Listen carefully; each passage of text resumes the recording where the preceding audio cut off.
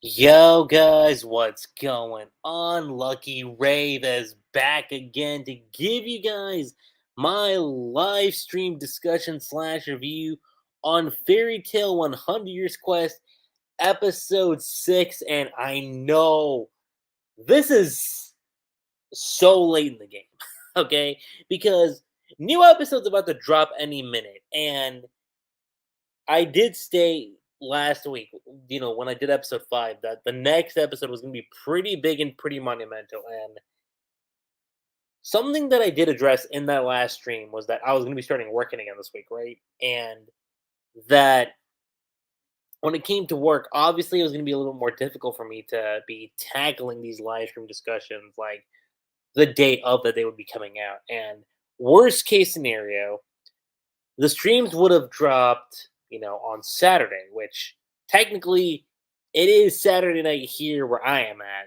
But of course, we are in within like minutes, hours even before episode 7 drops. But I wanted to really just sit down and just talk to you guys about this episode because this episode,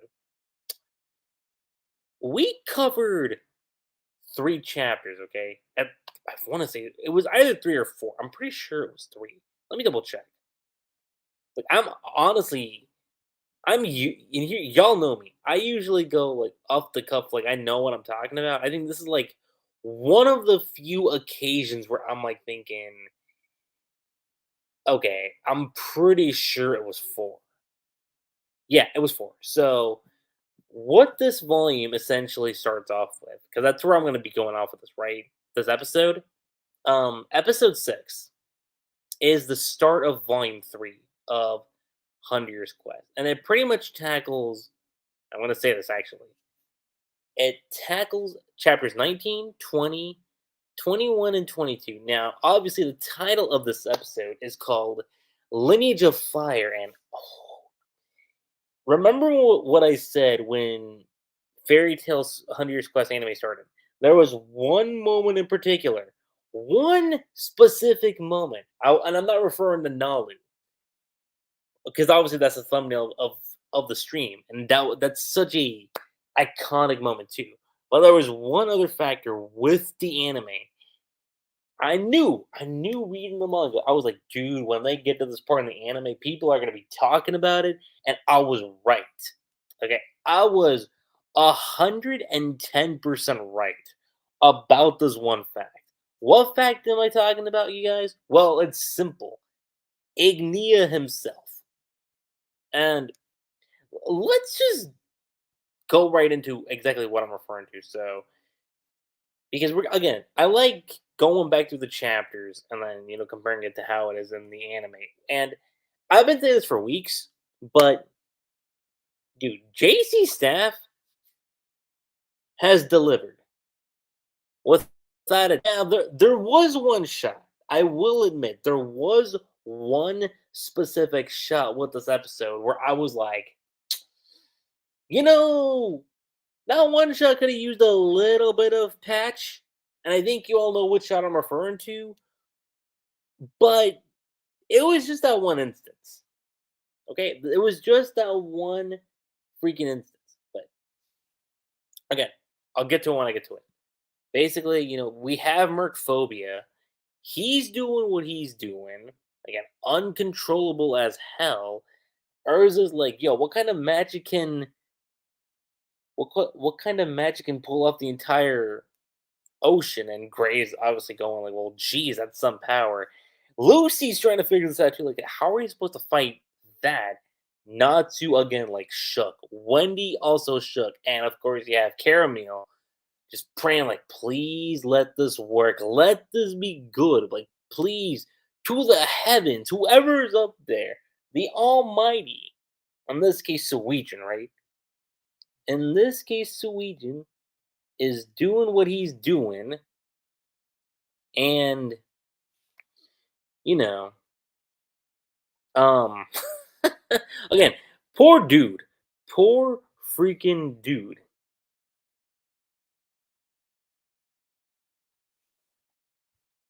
You see what's going on there. Um, Urza. It's like, here it comes. You see what's going down right there with Lucy, Wendy, Carla. Like, it's just letting out like titles, like huge, massive, like titles that are just coming straight down. You're seeing, and that like basically that's what's going on. Natsu obviously going straight in, saying no, stop. Guys, I apologize for that. That's my text going down. But let me just continue on. So see this again. Natsu gets caught in the wind. Lucy crying out for Natsu. And for the most part, it looks like Natsu's in a bit of a bind, right? It seems like Natsu's about to get sucked in, except for the fact that you have the moment. And you all know which moment I'm referring to. The big, I mean, super big classic moment. Ignia, okay? You have the arm of the dragon. Natsu catches that's attention. Now, obviously, that catches Mercphobia's attention, and he's like, "Yo, this one is mine, holy water dragon. You shall not have him."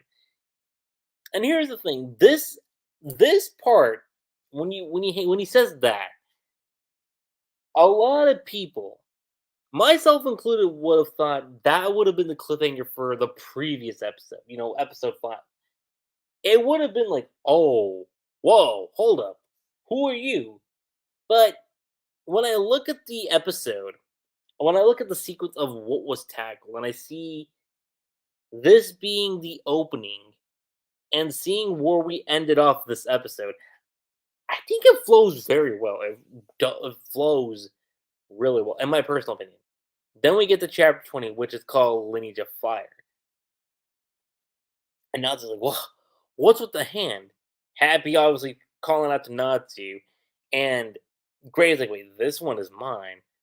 And Urza's like, does that thing know Natsu? And obviously, Wendy's like, wait, this magic. Lucy's trying to figure this out too.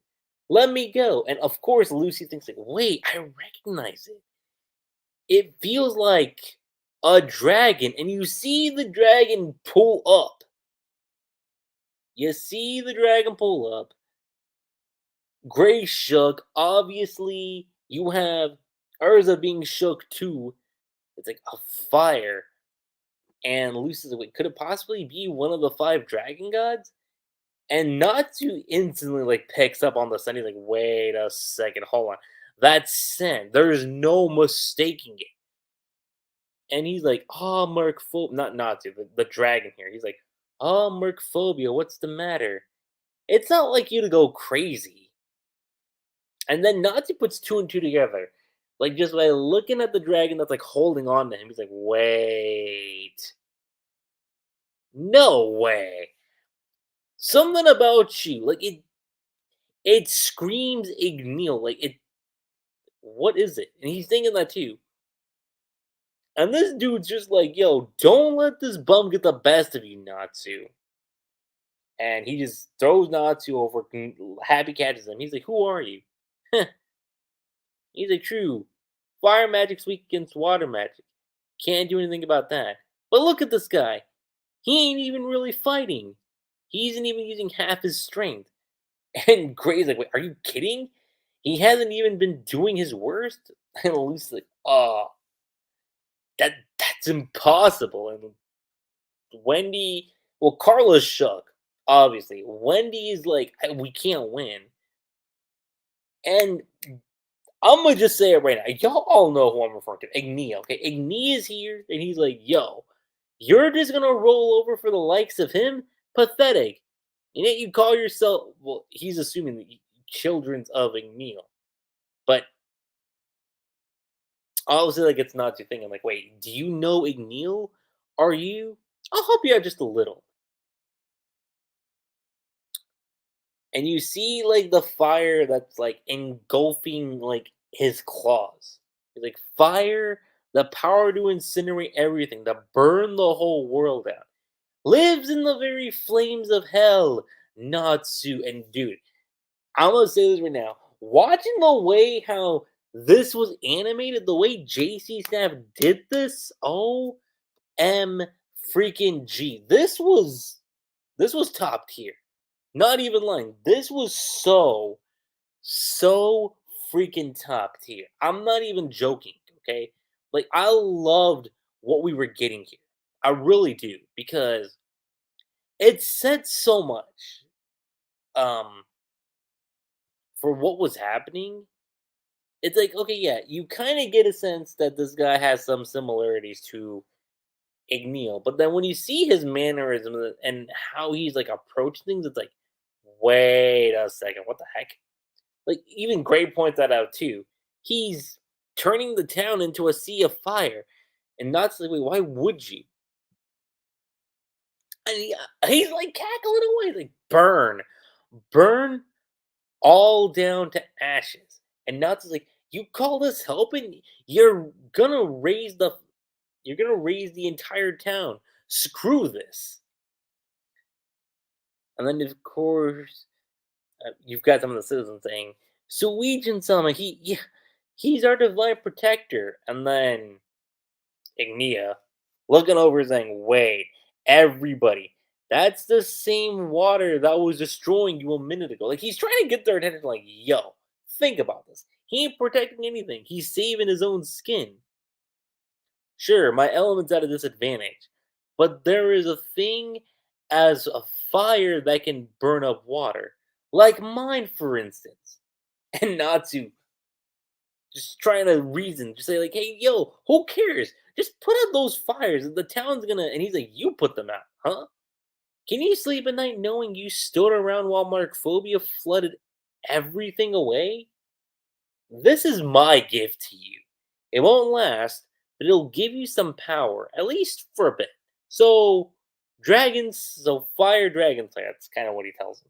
You want those fires gone? Eat them. Eat my flames." And for a guy like Natsu, eating flames shouldn't be much of an issue. But he's like, Natsu's thinking for once. He's like, wait, you want me to eat up your flames? Of all things, your flames. You want me to eat those up? And he just says, yo, you eat those flames or this town is done for. You ain't beating Mercphobia either. And of course, you having Natsu struggling, like thinking, ugh, man, like what am I gonna do? To which Ignia says, that's the one battle I'm staying out of, by the way. Otherwise, how are you gonna grow? Huh? Just what is it you want? And Ignia like lays it out straight to Natsu. He says, me? I wanna fight you. But only once you're stronger. Just you and me till one of us is reduced to embers. And this is where Ignia turns into his like humanoid form, and oh my god, was the community like talking? I mean, straight up talking Ignia, okay? He says like, "Yo, you already picked up on it, right? On Igniel's scent." And this is where we get like the introduction of his name. He says, "I'm the fire dragon god, Ignia, the true son of Igniel." Think of it like this. And I won't spoil the recent events of 100 Years Quest, but think of the situation is very similar to this. Ignia is someone I could equate to as like the 100 Years Quest version of Zeref. That is who he is. Okay, without going into specifics of the manga, Ignia's got that presence, and I'm pretty sure a lot of people kind of had that similar vibe of like, wait, hold on. There's something about him. Obviously, it's not a vibe I picked up on at first when I was reading 100 Years Quest, but this part in particular, like especially like retros, just having a retrospective on this part of the story, seeing where we go with Ignia, it's like, oh my god, like they're almost sort of comparable. Not in the sense of like characterization, but I'm talking about like role and importance. Because what I can definitely say for certain Ignia carries 100 years quest without a shadow of a doubt. And the next chapter proves it too. Because the next chapter is called Burn It All. And let's do the second half of this next episode. Oh my god. Like, dude, like I said, the fan base went crazy for Ignia. And I don't blame them because Ignia is so damn cool. And of course, you got the Sims going after him too. No blaming the Sims, by the way, because he's got that aura to him. Ignia has the aura, and it's one of those auras that just makes you thinking, like, damn, oh my god. And dude, especially when you look at it from the perspective of the anime, like, make no mistake about this. The anime one upped, okay? Without a doubt. The anime like took the content from the manga and like elevated it to next level stuff, especially this portion right here. Natsu's obviously going like, Igneal's kid, don't screw with me. Igneal's son was, and he's like, I know. He treated you like his own son. But I am his offspring by blood. The true son of the fire dragon king Igneal. And Natsu's like, but Igneal was a pure dragon. He didn't transform into any human. And Ignia just pointed out straight, like, this is nothing to a dragon. Even the water dragon god has a human form. And this is actually something we never really knew too much on when it came to like the lore of the dragons. So it's actually kind of cool that we get this part here from Ignia because he says dragons don't normally form families. After they spawn, the mother takes care of the rest. Neither she nor the child ever sees the father again. So it's not necessarily one of those cases of like, Igneal was just a deadbeat dad who ignored Ignia. No, it wasn't that in the slightest. It was just as far as like, dragon tradition goes, you know, you separate from the pact. Dad does what he wants to do. Mom and son, well, or offspring in this case, they just do whatever. So interesting bit of lore there, honestly. That's a really bit of interesting lore that we kind of find out here. But Ignia continues. So if Ignia wants to martyr himself for the future of humanity, I won't shed a tear. As for us, because you have to wonder, where has Ignia been all this time? If he's been around since the original series, what's he been doing? And he explains it right here. As for us, we fled from Acnologia 400 years ago to here, Giltina. The five of us who survived here stayed as the five dragon gods. Our power eventually eclipsed even that of Agnologia, whom we once feared. And see, this was so telling. When you look at how Igneal's like just crunching his fists, okay, and you see like how it's kind of shadowed out. You don't get much of like facial expressions as more like on the eyes, but you can tell just the way it's shaded. And even the way they animated this too was pretty cool. He pretty much says, I was meant to kill Agnologia with my own hands. Not to get revenge for Igneal, but to test my own strength, which goes to show you just how not insane Ignia is, but it just goes to show you just how he wants to differentiate himself from his father in that sense. But he goes on to say, then Agnologia fell, and by the hands of a human. As Igneal's son, I wondered who could have done it. But it turns out it was some nobody. Hey, yo, just letting you know, your dad spent a good amount of time raising Natsu into being one of the most powerful, dragon slayers on the planet. But he brings up a point here to say, I guess it took a whole crew of dragon slayers all working together. But Natsu counters that by saying, the ability to cooperate is our strength. And Igneal's like, no, no, no, no, no. Not that. I don't want what happened with that Agnologia to happen to me. I want you, just one-on-one, mano-y-mano. It's like someday, not right now. That wouldn't be any fun. You need to toughen up, and our battle will light the world on fire. Again, Natsu's just a bit like puzzled, like, what? It's like,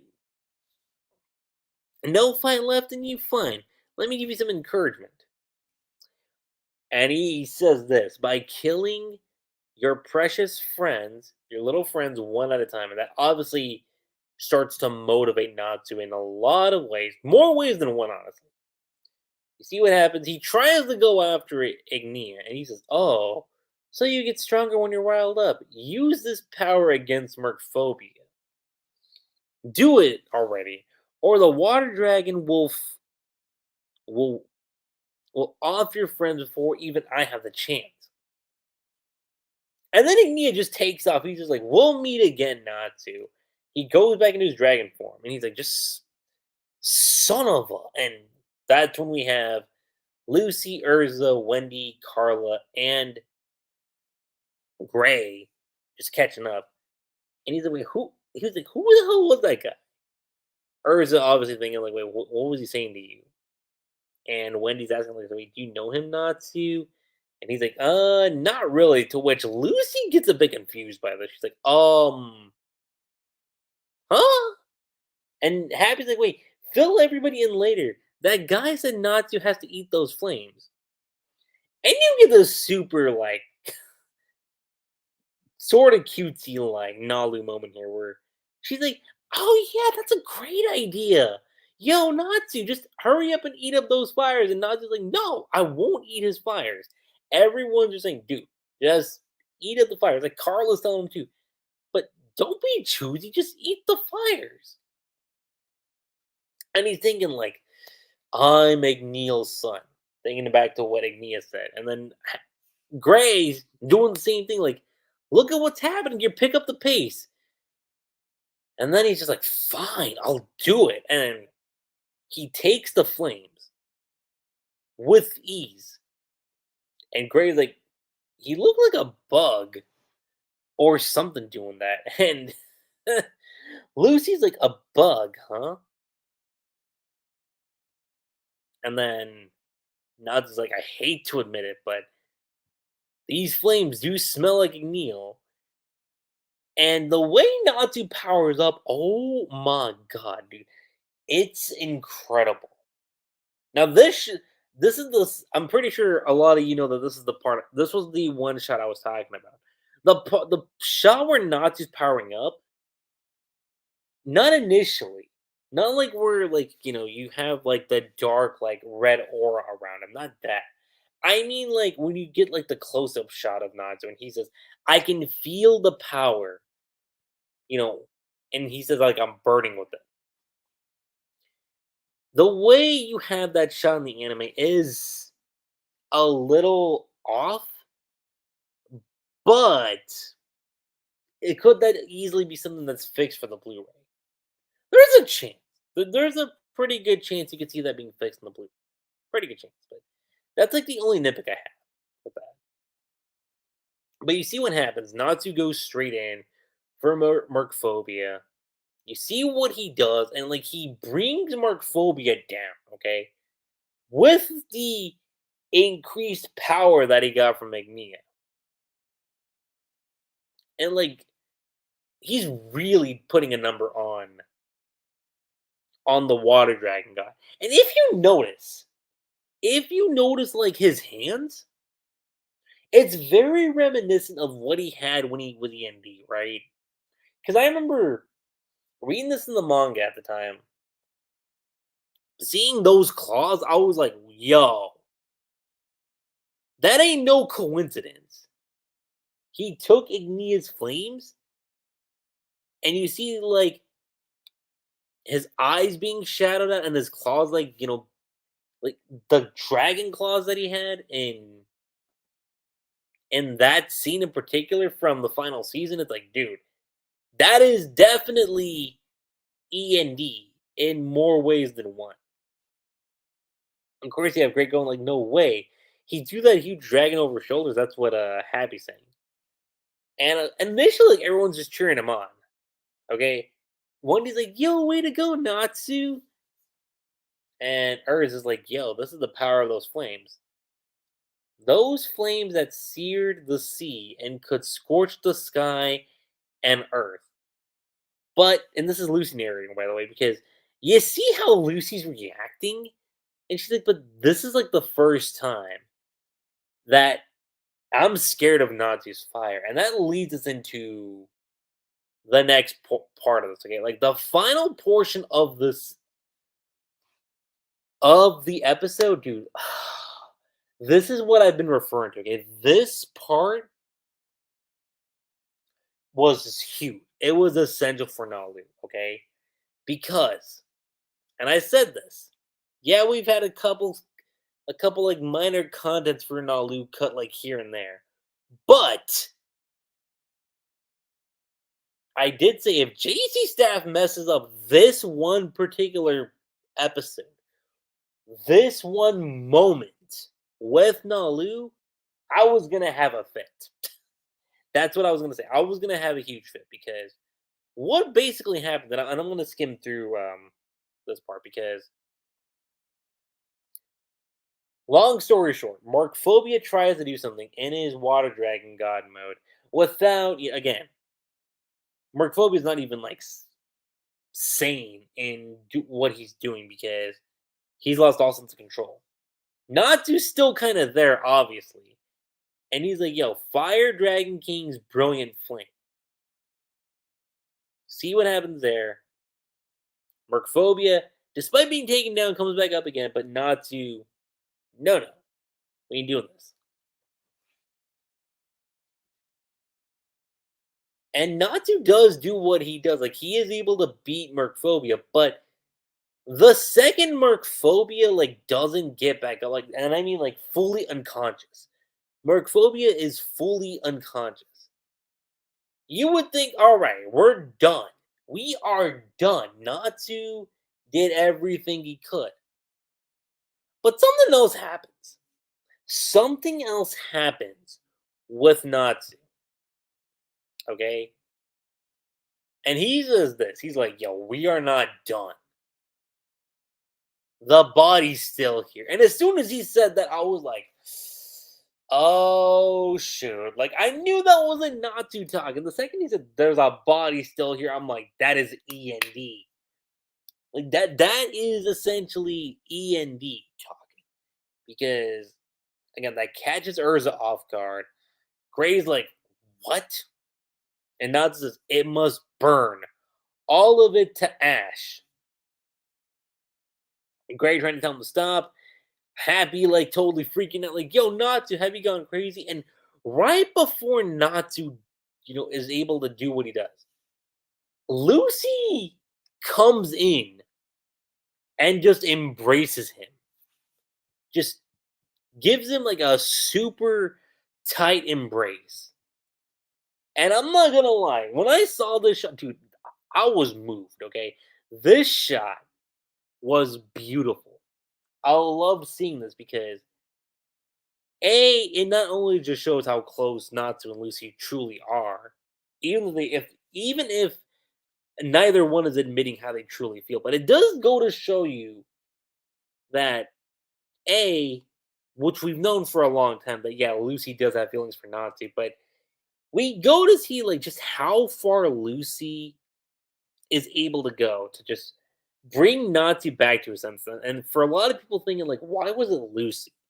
Well, you have to keep this in mind. When Natsu, you know, was in the was having his confrontation with Zareth in the final season. Obviously, he was the Book of END. And with the Book of END, there was a rule that was stated that if Zareth dies, Natsu dies, right? So Lucy rewrote the whole Book of END to have it to where Natsu's life was linked to her own. And if you look at it from that context and see exactly what was being tackled here, Lucy, in a sense, was the one person to suppress Natsu in that aspect. So when you think of it from there, it's like, okay, no, that kind of does make sense. But again, it just once again goes to show you just how far she's willing to go to make sure Natsu's back to his senses. And you see what's happening. Natsu kind of like falls to the ground. And she's like, yo, now, now it's over. Natsu, it's okay. I've got you. And Natsu's just like panicking. He's like sweating like hell, thinking, wait, like it's over? Like, what just happened? And ending it off on this note spoke so much. Okay, it spoke volumes, and I mean huge, massive volumes for the story of 100 Years Quest and what it's done for Fairy Tale. Okay, like you have to think about this because even when I read the manga, like everything we had gotten for 100 Years Quest was pretty good, but getting to this part, like this part set the stage big time for 100 Years Quest, both in terms of storytelling and for characters, especially for Natsu, okay? Because you have to think to yourself, original fairy tale manga, the big connection for Natsu was Zeref. And obviously, of course, finding Igneel. And he was able to accomplish that goal of finding Igneel. But what happened? Igneel was murdered in cold blood by Acnologia, which gave him a new goal of taking down Acnologia for the sake of Igneel. And he did do that. So, going from there, obviously you still had Zeref. And Zeref, we come to find out, was Natsu's, like, true flesh and blood, like, older brother. And you see what happened there. So you'd have to think to yourself, what's Natsu's, like, overall antagonist going to be for the story? Like, how do you go above Zeref, who was his older brother, and Acnologia, who was the guy that murdered Igneel in cold blood? How do you exactly top those two? And the way Hero did it, I think is incredible. Okay? And especially, like I said, without going into specifics with the manga, but if you know, manga readers do not spoil anime only. But I do just want to say, when you take all of that into account and you see where the story has been going, it's wow. And like I said, this right here is only just a stepping stone. This is just a stepping stone for 100 Years Quest. And like I said, this moment for Nalu spoke massive volumes, especially for me, okay? Because I'll be honest, when it came to the original fairy tale story, I did like Nalu and I loved the idea of them. But, this is where I will say, I'm not going to say I was like a huge like believer in Nalu at that time. But this moment right here in particular, with Lucy doing what she was doing, getting Natsu back to his senses, because you have to keep this in mind. Lucy has never seen Natsu, you know, with I mean, yeah, she's seen Natsu like go all out, but she has never seen Natsu go to a point where he's lost all sense of like reality, all sense of like emotions, right? Because she knows that's never been Natsu's style. And when it came to the whole aspect of V and D, like yeah, Natsu was still very much kind of conscious, but for the most part, back then, only Gray saw that side. And even then, Gray had his own little objectives too. But suffice it to say, like Lucy never saw Natsu like in this particular state, which I think is even worse than what we got in the final season. Like worse in a good way, in a way where you're like, dude, that is terrifying as shit. Like, what are we gonna do?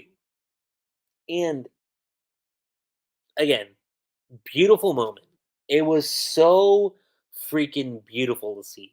And like I said, I this moment made me become like a really hard truth believer in knowledge because like I said, prior to this moment, I was more of like a super casual like Nalu fan.